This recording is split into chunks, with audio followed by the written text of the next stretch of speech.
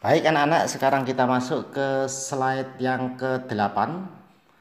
Bagian A tadi sudah dijelaskan Pak Mansur dan insya Allah kalian sudah baca semua PowerPoint-nya atau buku paketnya atau LKS-nya tentang sistem gerak pada manusia. Di awal sudah disinggung Pak Mansur bahwa sistem gerak pada makhluk hidup itu ada dua bagian, yaitu yang A atau yang pertama tadi adalah sistem gerak pada manusia, kemudian yang kedua yaitu sistem gerak pada hewan dan tumbuhan. Untuk manusia sistem geraknya sudah kita pelajari semua, sudah disampaikan Pak Mansur semua. Sekarang masuk ke bagian B atau bagian yang kedua, yaitu tentang sistem gerak pada hewan dan tumbuhan. Kalau melihat judulnya sudah jelas bahwa nanti akan dijelaskan Pak Mansur baik secara audio yang disajikan di PowerPoint atau yang ada di dalam tampilan PowerPoint. Itu dibagi menjadi dua, yaitu kita pisahkan sistem gerak pada hewan itu sendiri, kemudian sistem gerak pada tumbuhan itu sendiri. Kemudian kita masuk ke slide yang ke-9. Pada slide yang ke-9 ini, yaitu tentang sistem gerak pada hewan. Perlu kalian ketahui bahwa hewan bergerak dengan berbagai cara. Misalkan ada hewan yang berjalan, berlari, terbang, berenang, melata, dan merayap. Hewan bergerak untuk mencari mangsa dan menghindari predator atau menghindari mangsanya itu yang dia dijadikan mangsa oleh hewan lain, atau istilah lain adalah predator tadi itu. Gerak hewan berbeda sesuai dengan tempat hidupnya.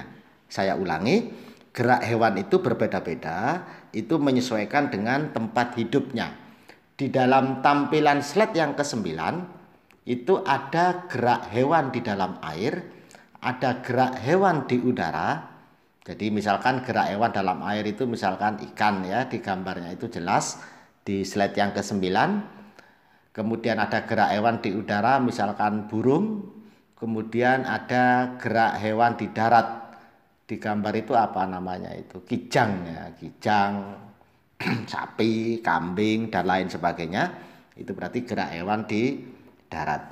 Sekarang kita pelajari gerak hewan dalam air. Air memiliki kerapatan yang lebih besar dibandingkan udara. Maksudnya kerapatan apanya di sini yang dimaksud adalah kerapatan partikel-partikel yang menyusun zat itu. Jadi partikel-partikel yang menyusun zat itu ada yang rapat dan ada yang renggang. Antara air, kemudian udara, bahkan zat padat itu memiliki kerapatan yang berbeda-beda, kerapatan partikelnya. Saya ulangi lagi, air memiliki kerapatan yang lebih besar dibanding dengan udara. Air juga memiliki gaya angkat yang lebih besar dibanding dengan udara. Tubuh hewan yang hidup di air memiliki massa jenis yang lebih kecil daripada lingkungannya. Jadi maksudnya lingkungannya ini adalah air. Karena di sini yang kita bahas adalah hewan yang hidup di dalam air. Gaya angkat air yang besar dan massa jenis hewan yang kecil menyebabkan hewan dapat melayang di dalam air dengan mengeluarkan sedikit energi. Jadi ini ada hubungannya dengan massa jenis zat yang sudah pernah kalian pelajari di kelas 7, bahwa pada pelajaran melayang, tenggelam, terapung, masih ingat anak-anak ya? Pelajaran kelas 7 barangkali itu ya. Kapan sebuah benda itu dikatakan terapung, kapan sebuah benda itu dikatakan melayang, dan kapan sebuah benda itu dikatakan tenggelam. Itu adalah hubungannya dengan massa jenis benda dan massa jenis air. Lah, benda yang hidup di air misalkan ikan, kenapa ikan itu hanya mengeluarkan energi sedikit saja? Itu dia bisa melayang-layang ya, bisa melayang-layang di dalam air. Itu sebetulnya adalah karena massa jenis air itu lebih besar dari massa jenis ikan. Saya ulangi.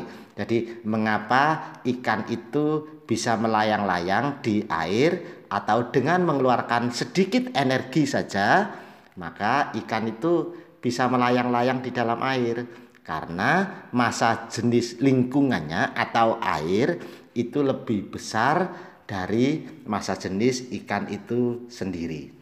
Sehingga ikan hanya mengeluarkan sedikit energi, dia dapat melayang di dalam air. Hewan air itu umumnya memiliki bentuk tubuh seperti torpedo atau streamline ya. Jadi bentuk tubuh ini memungkinkan tubuh meliuk dan dari sisi ke sisi dan mengurangi hambatan ketika bergerak di dalam air. Tubuh ikan dilengkapi dengan otot dan tulang belakang yang fleksibel untuk mendorong ekor dan sirip ikan di dalam air. Perlu kalian ketahui juga bahwa ikan itu memiliki sirip tambahan untuk menjaga keseimbangan. Sehingga ikan itu sering mengeluarkan gelembung renang untuk mengatur gerakan naik turun.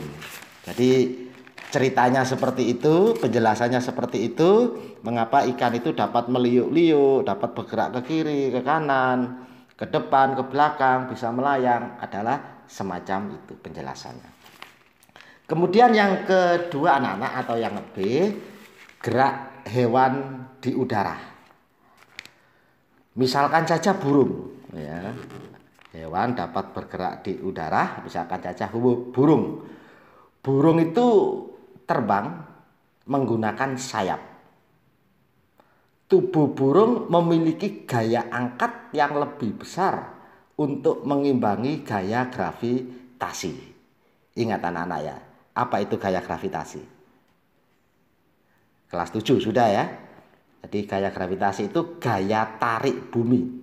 Setiap benda yang dilempar ke atas, maka benda itu pasti jatuh ke bawah. Kenapa jatuh ke bawah?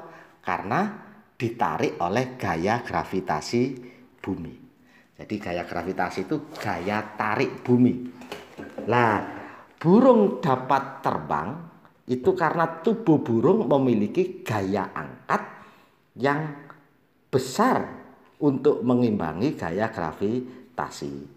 Salah satu upaya untuk memperbesar gaya angkat burung tadi itu dengan menggunakan sayap.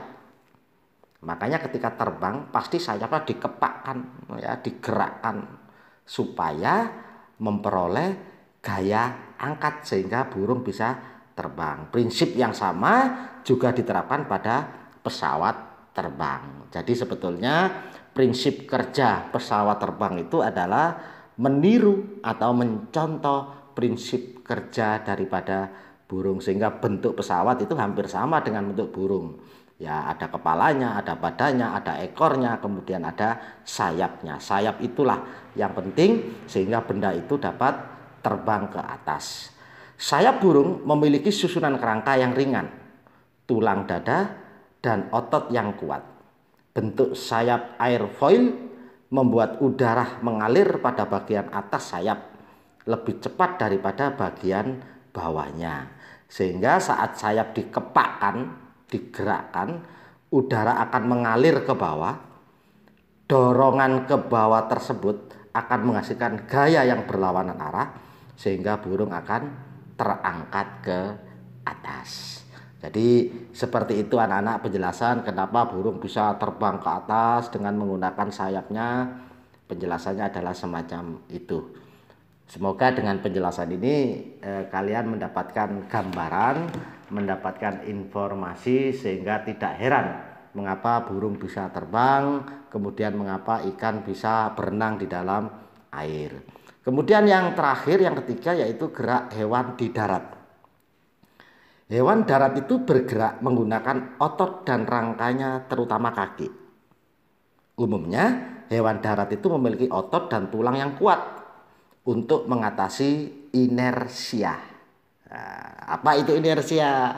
Inersia itu adalah kecenderungan tubuh untuk diam. Saya ulangi, inersia itu kecenderungan tubuh untuk diam dan menyimpan energi pegas untuk melakukan aktivitas. Misalkan saja gajah atau kerbau, dia memiliki massa tubuh yang besar. Akibatnya apa? Dengan tubuh yang besar, akibatnya gajah itu dan kerbau tadi itu bergerak harus melawan inersia atau melawan kecenderungan tubuh untuk diam yang nilainya juga besar. Namun perbedaan struktur tulang, saya ulangi, namun perbedaan struktur tulang dan otot masing-masing hewan menyebabkan hewan tersebut dapat bergerak lebih lincah dibanding hewan lainnya. Jadi sebetulnya yang menyebabkan ada hewan yang bergerak lincah dan ada hewan yang tidak bisa bergerak lincah itu adalah, yang pertama adalah massa tubuh itu sendiri, massa tubuh hewan itu sendiri, dan struktur tulang dari hewan itu sendiri. Kalau struktur tulangnya hewan itu ringan, kemudian massanya ringan, maka jelas hewan itu bisa bergerak dengan lincah. Misalkan saja kijang yang ada di dalam gambar slide kalian itu, misalkan saja kambing, misalkan saja anjing, misalkan saja kucing, mereka adalah massanya tidak begitu besar sehingga mereka dapat bergerak dengan cepat dan lincah.